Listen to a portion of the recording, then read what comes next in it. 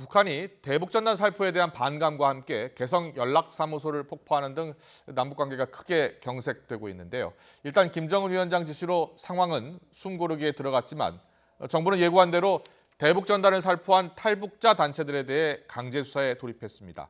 특히 정부의 자제령에도 최근 대북전단을 다시 날린 자유북한운동연합 박상학 대표의 신체 압수수색으로 휴대전화를 확보하고 자유북한운동연합과 큰샘 사무실도 압수수색에 나섰습니다. 현장에 취재기자 나가 있습니다. 엄윤주 기자.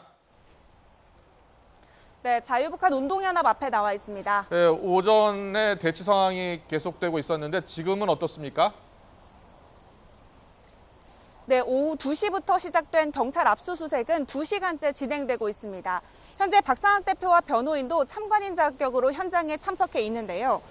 경찰 수사관 10명가량이 각종 포렌식 장비 등을 동원해 대북전단 관련 서류나 컴퓨터 저장 장치, 자금 운영 장부 등을 확보하고 있습니다. 앞서 경찰은 박상학 대표 신체와 차량에 대한 압수수색 영장을 발부받아 휴대전화 등을 확보한 것으로 전해졌습니다.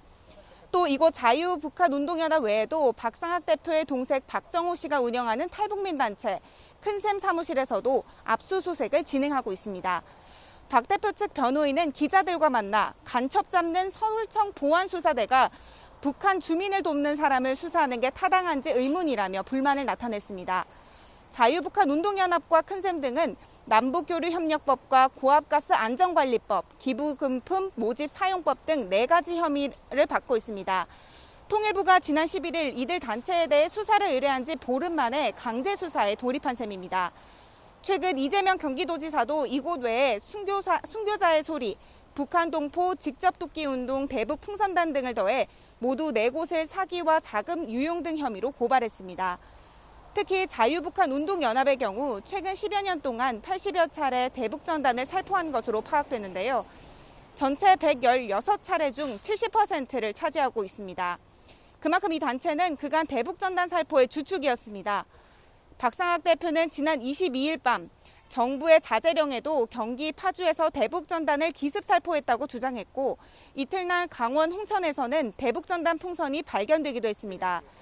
통일부는 일단 박 대표가 구매한 준비물자 내역과 풍향 등 상황을 감안할 때 북측 지역으로 이동한 전단은 없는 것으로 보고 있습니다.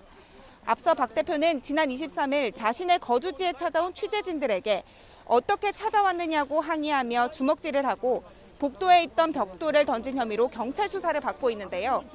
박 대표는 해당 방송사를 테러 공모와 협박 혐의로 서울 송파경찰서에 고소장을 제출하기도 했습니다. 지금까지 자유북한운동연합 사무실 앞에서 YTN 엄윤주입니다.